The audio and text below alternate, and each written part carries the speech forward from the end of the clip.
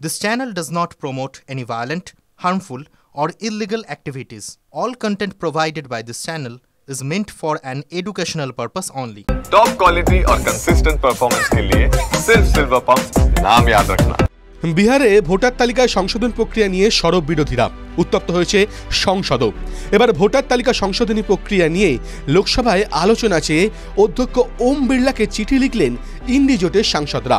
সেই চিঠিতে সই রয়েছে তৃণমূলেরও। তৃণমূলের পক্ষে সই করেছেন বারাসাতের সাংসদ কাকলি ঘোষ দস্তিদার। আর মাস ৩-৪ মধ্যে বিহারে বিধানসভা নির্বাচন রয়েছে।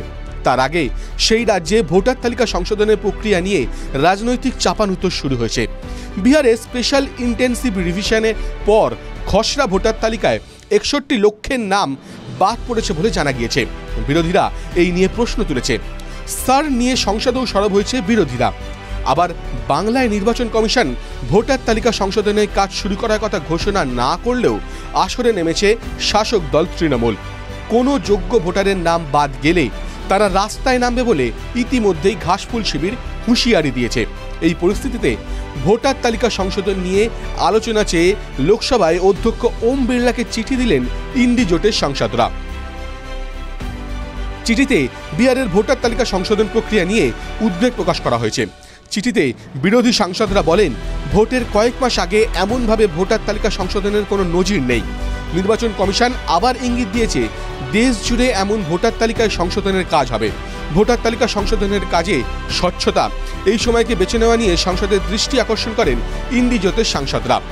চিঠিতে আরও বলা হয়েছে, সংসদের বাদল অধিবেশনের শুরু থেকেই এই নিয়ে সরব হয়েছে বিরোধীরা।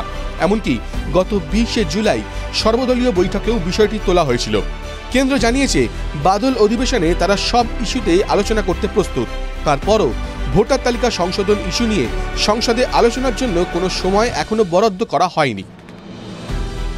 ভোটার তালিকা সংশোধন সরাসরি ভোটাধিকার ও স্বচ্ছ নির্বাচনের সঙ্গে যুক্ত বলে চিঠিতে বলা হয়েছে।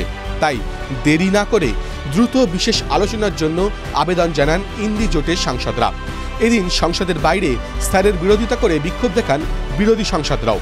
এখন দেখার বিরোধীদের এই দাবি নিয়ে লোকসভার অধ্যক্ষ কী সিদ্ধান্ত নেন।